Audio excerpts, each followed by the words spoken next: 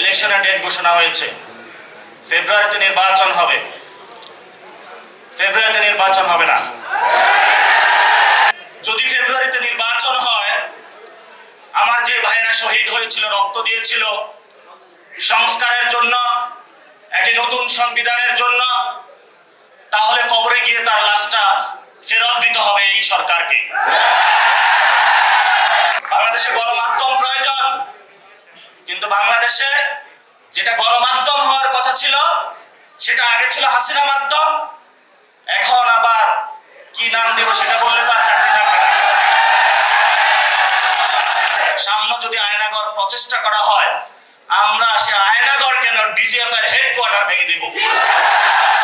গণ অভ্যুত্থানে যুবকরা নেমেছিল একটি চাকরির জন্য, সে চাকরিটা যদি না হয় তাহলে আপনার কিসের ইলেকশন?